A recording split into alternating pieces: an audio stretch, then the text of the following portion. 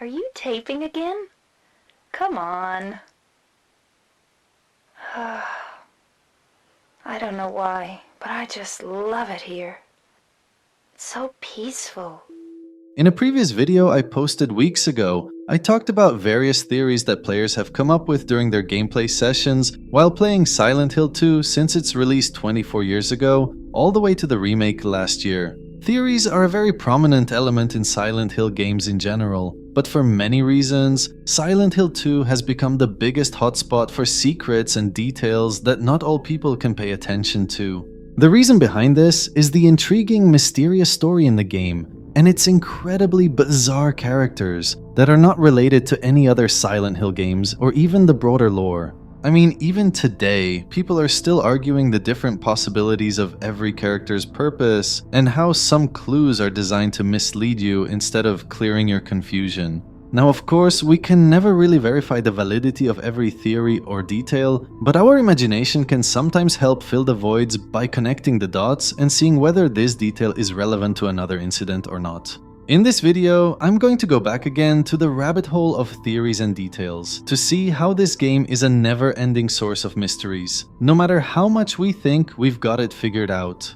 The stuff I'm going to mention is mostly relevant to the remake and includes popular discoveries with clear meanings, but also tiny sequences that most of you probably never noticed.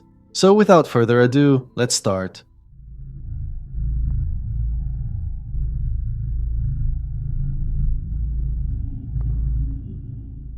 In the previous video, I talked thoroughly about the time loop theory and how it's among the most popular interpretations from fans. But in case you know nothing about it, I'm going to summarize it for you one more time. This theory simply suggests that James is stuck in a cyclical, repeating sequence of events within Silent Hill Town, reliving his guilt and trauma over and over again, but with certain changes depending on his choices in each cycle. In every walkthrough, James receives a letter from his wife, Mary, inviting him to Silent Hill. But even though the events change, it is believed that it all remains part of an endless journey in which he can never escape. There's plenty of evidence backing this theory, such as the fact that Maria dies multiple times throughout the game, but mysteriously returns each time with no memory of what happened, almost as if the town is reviving her for a new purpose. I am here for you, James. See? I'm real. Another crucial piece of evidence is that there's a puzzle in the game in which you need to collect photos with cryptic captions and hidden numbers. The crazy part, however, is that when you decode these photos, they spell out a sentence saying, "You've been here for 2 decades," which is likely meant to hint at the loop theory. This could imply James has been looping since Mary's death, potentially years before the game's events, and he'll continue to witness the same scenario until he redeems himself and acknowledges his mistakes. Another disturbing piece of evidence supporting the loop theory is James's body itself. I'm not talking about his body in living form, but rather his body after losing his life. In case you didn't pay attention to this detail, let me remind you that throughout your playthrough, you come across many bodies scattered all over Silent Hill. But the shocking part is that they all resemble James Sunderland. In other words, this can possibly mean he died multiple times in Silent Hill and under different circumstances based on what he went through or what he encountered in different places in each cycle. It also means that James's mental state and choices resulted in gruesome fates after various durations in the town, meaning that sometimes he gives up before reaching the final conclusion. I tried. I really did, but I can't.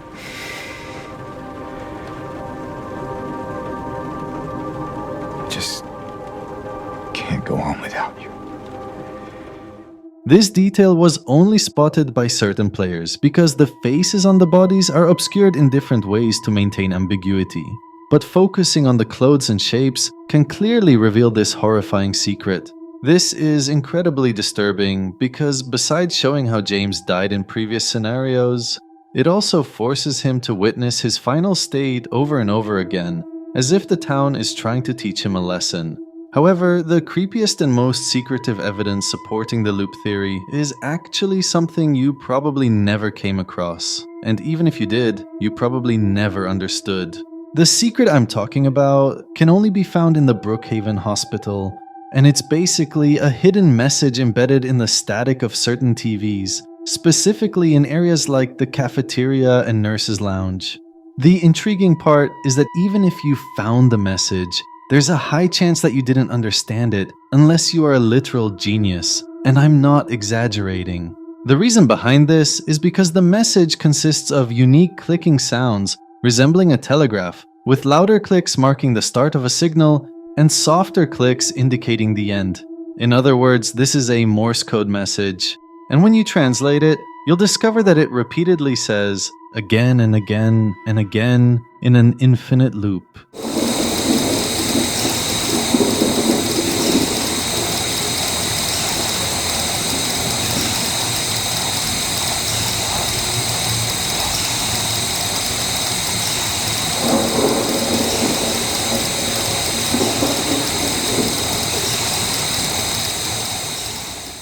This insanely cryptic message was solved by a genius player by the name of Shiba, and even though there's no explicit explanation behind this bizarre clue, it's obvious that it's meant to give you another sign that the loop theory was real all along.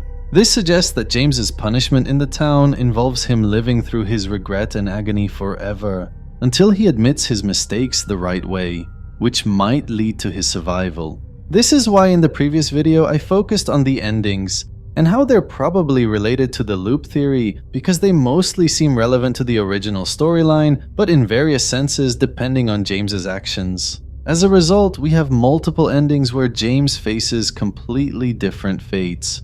In the in-water ending, he succumbs to despair and decides to end his misery through self-deletion by drowning in the lake.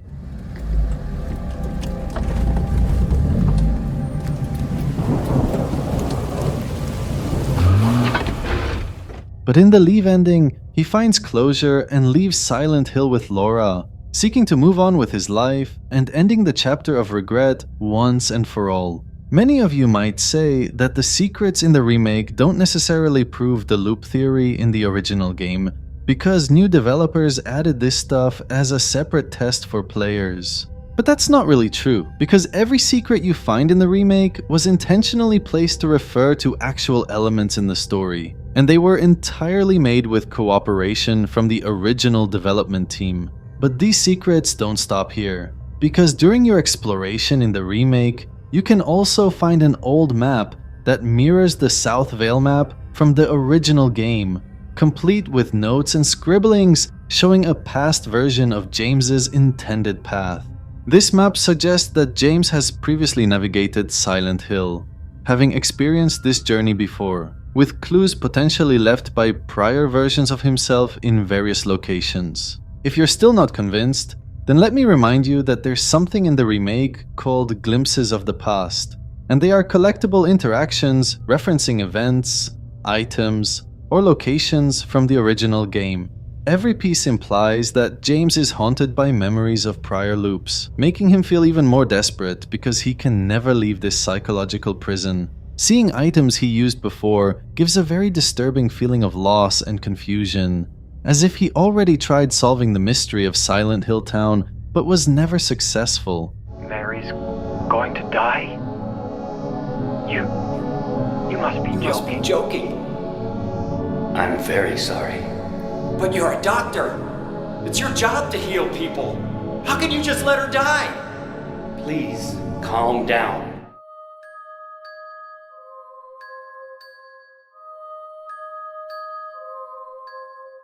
Every Silent Hill player is obviously familiar with James's conversations with Eddie in various areas, specifically because Eddie is the most mysterious character in the entire game. One of these conversations occurs in the Reverie Theater, located in eastern South Vale, where James finds Eddie casually eating food there as if everything in the town is normal. During this section, James was trying to find Laura, and was on his way to leave the place to continue his quest. The overwhelming majority of players were very quick to leave after finishing the conversation with Eddie, But some patient, strategic players decided to wait and see what else they could find in this uncanny theater. Their decision was wise, because if you wait briefly, a split-second video flashes on the screen, showing a scene that foreshadows the game's major plot twist. For new players, the image is vague and confusing, seemingly showing James in a normal scene somewhere. But for those who already completed the game before, this scene represents the worst memory in James's mind, and the main reason why he's living through hell. This short sequence is a glimpse of a shocking event, in which James goes to his wife while she's lying in bed during the horrible days of her terminal illness.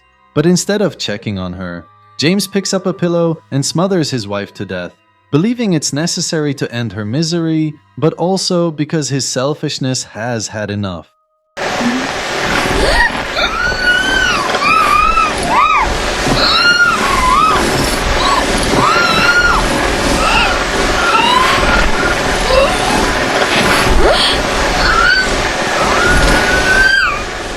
Apparently, after this horrible crime, James went through a state of denial and shock, pushing him to pretend as if it never happened and he never killed his wife.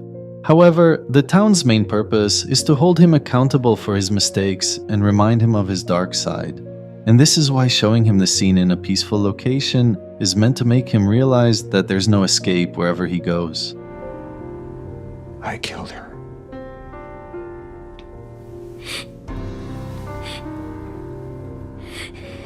Killer! Why'd you do it? I hate you! As much as many players want to deny and refute the loop theory entirely, I really believe it makes a lot of sense in the context of James's suffering. I mean, use your imagination. Imagine a place where you go in unlimited circles again and again, reliving the journey but with different scenarios to only trigger your guilt and agony. This would be a psychological hell in its ultimate form.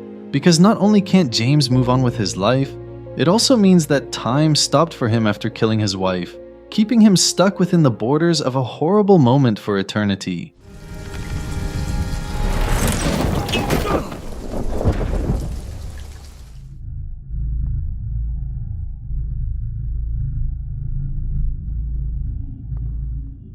The scariest thing about Silent Hill 2 in general is the mysterious nature of every character's background, and who they really are beyond the scope of what we see in the game.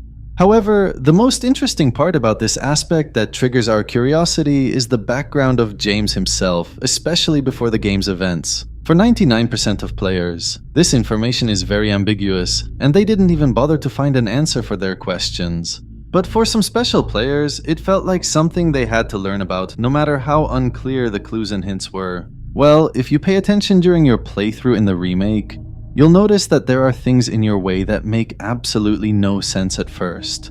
But in reality, they really do make a lot of sense. A very crucial piece of evidence you come across is a casual, normal office with so many papers on it. But strangely enough, this everyday office is in the middle of a very creepy place where nothing else relates to it.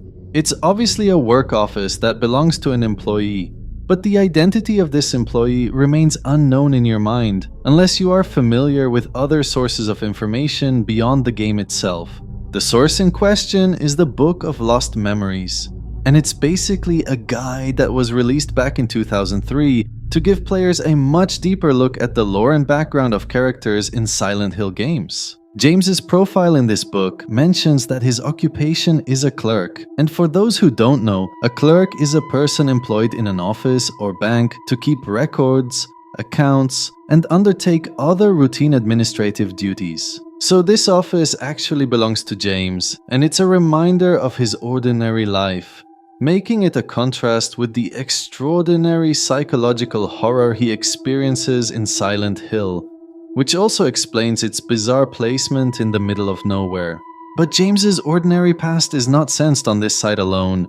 You can also feel it during a very quick moment when he uses a weapon for the first time. I don't know if you noticed this or not, but when you pick up a gun for the first time in the remake, James literally shoots one bullet spontaneously without you touching anything. This small detail is meant to highlight James's inexperience with firearms, proving once again that he's a regular dude who isn't really prepared for this dangerous realm.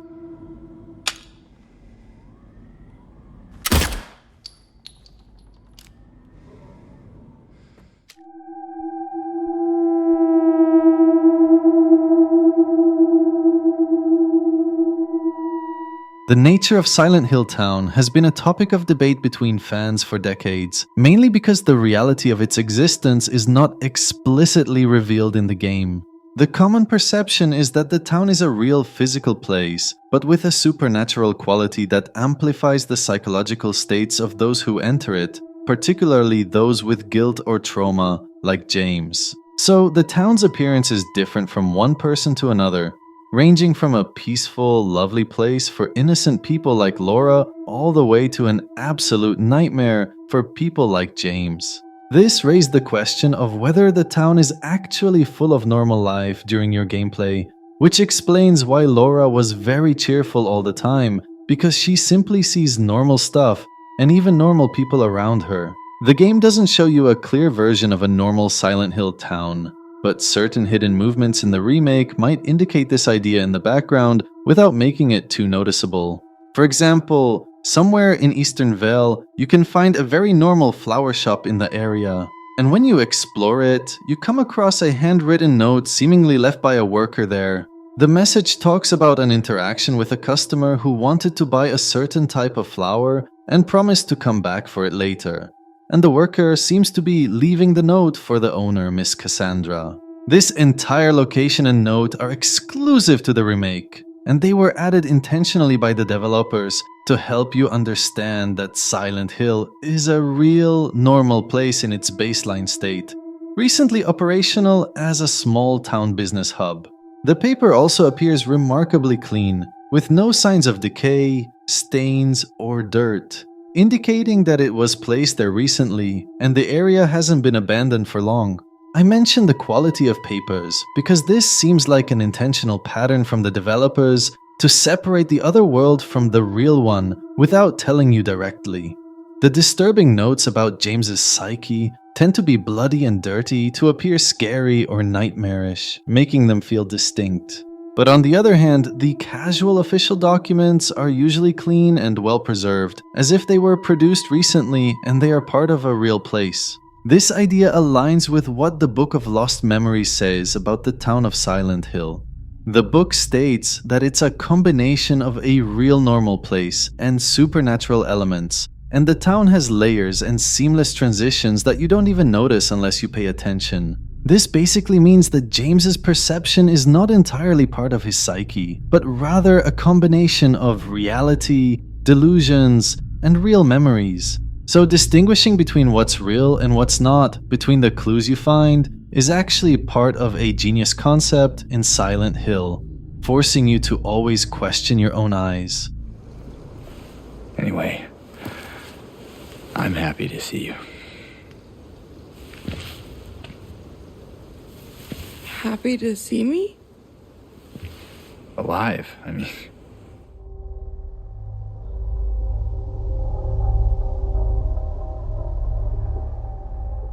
I was really hesitant to talk about this point, but in my last video about theories, I explained how Maria is not just a manifestation of James's desires in a woman, but she also represents the dark side of his wife that he literally hated and exaggerated. This includes her whining, her disrespect towards James, and her occasional tendencies to blame him without any good reason. However, I had a very interesting comment on that video from a viewer, and he suggested that there's a possibility that Mary was actually abusive towards James during her illness, and she did really have a very bad attitude against him. Now, if you played Silent Hill 2 casually and didn't care much about studying the tiny details, this theory might be ridiculous for you.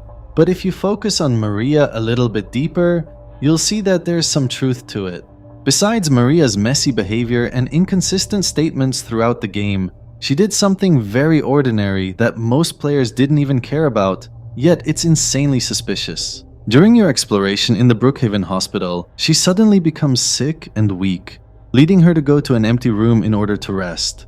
She starts coughing and seeming tired, but when James asks what's wrong, Maria avoids giving a clear answer and claims it's just a hangover. Her symptoms in this scene are very close to Mary's when she was dying of a terminal illness. But the strange part is that Maria casually swallowed a pill from a medication bottle she had, seemingly to help her feel better before lying on the bed. It's just a hangover. You should rest.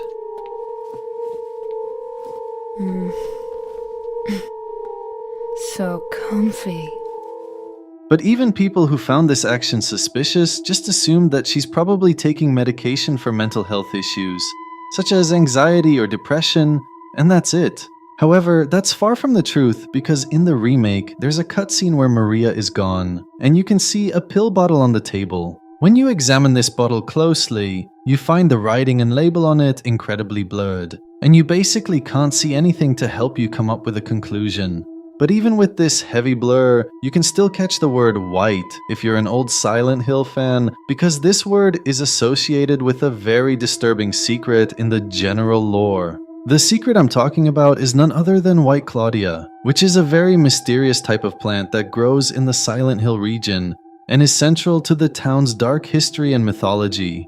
For those who don't know, White Claudia is a very dangerous plant that has hallucinogenic features, and it can be used as a powder or liquid drug that induces visions, euphoria, or altered states of consciousness. In other words, it is promoted as something that makes you feel better and happier, but it gradually begins to change your personality and psychology entirely. But despite these crazy side effects, the plant was used to create a popular drug in the town, and this cutscene implies that Maria is addicted to this drug, which explains why she rushed to use it when she felt tired. You're probably wondering by now how any of what I told you in the last seconds related in any way to James's wife Mary. Well, my friend, the answer to this question lies in another discovery in the remake. In the same hospital, you can find several bottles of the same drug in a different room. But what's creepy this time is that you can hear the sound of heavy breathing, as if it's coming from someone dying on the bed.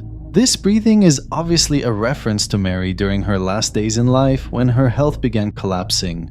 But the real question is, did the pill bottles in that room belong to her or not? Finding out the answer to this question was extremely hard due to how much the bottle is blurred, but if you improvise a little bit and use an external technology like image processing, you can read the label much better. Believe it or not, my friend, the bottle literally has the name Mary Sunderland on it, meaning that someone gave this drug specifically to her, or she personally got it from a mysterious source. I want to thank the player Shiba for doing this amazing work of cleaning the label so we can see it properly. And he stated that he's very curious about whether Mary got this drug from a doctor or someone else. Well, this is where my imagination steps into answer, because I'm obsessed with trying to fill these voids with information we have from the general lore. First of all, let me remind you that the drug involving White Claudia was illegal in Silent Hill Town due to its disastrous effects on the brain. But despite this restriction, the sinister entity behind it decided to keep selling it secretly to buyers, primarily tourists who visit Silent Hill regularly. If you played the original game, you definitely know that the sinister entity I'm talking about is none other than the Order Cult, which is a crazy organization that used the drug to recruit or brainwash people.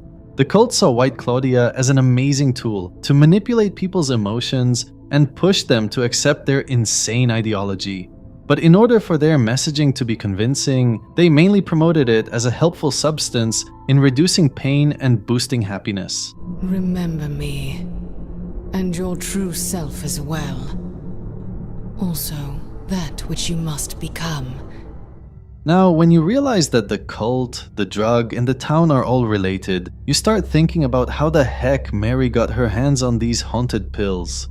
This is not a hard question when we remember that tourists in Silent Hill Town were the main target for the cult's plan. And we know for a fact that Mary was a very proud tourist.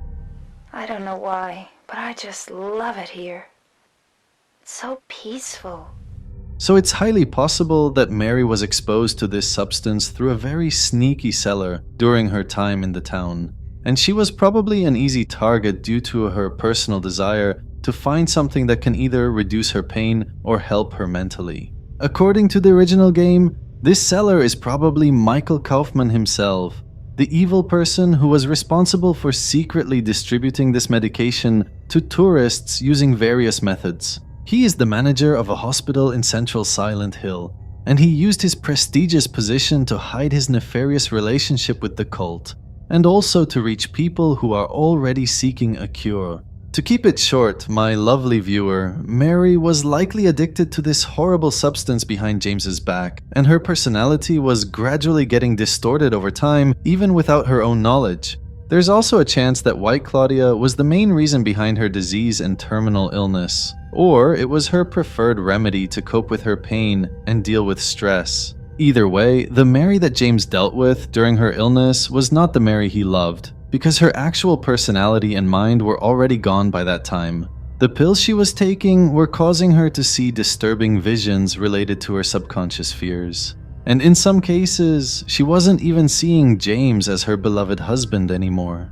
This means that James's negative sentiments towards his wife didn't necessarily grow because of her disease itself, but rather because of her complete psychological transformation that made her toxic with him. As I said in the previous video, Maria's toxicity against James and her changing attitude throughout her interactions with him might be a manifestation of Mary's actual personality. Maria speaks with James very nicely and very seductively in her first scenes, but over time, she slowly becomes an absolute pain in the butt, with her dismissive remarks and apparent ridicule of James's character and even manhood.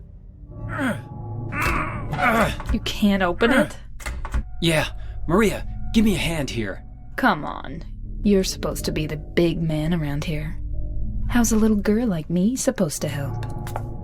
So James killing his wife during her final days might not entirely be due to his selfish anger, but it also has to do with the idea that Mary was basically already dead at that time. What we know from the original game is that the pills she was taking were designed to be highly addictive, and they were intended to push people to lose touch with reality, and sometimes they can even become evil and dangerous. This means that James was forced to kill Mary because he felt like his wife became something he feared, and she was only getting worse and worse. If you think about it, maybe Silent Hill 2 was not a standalone game after all, as many people thought.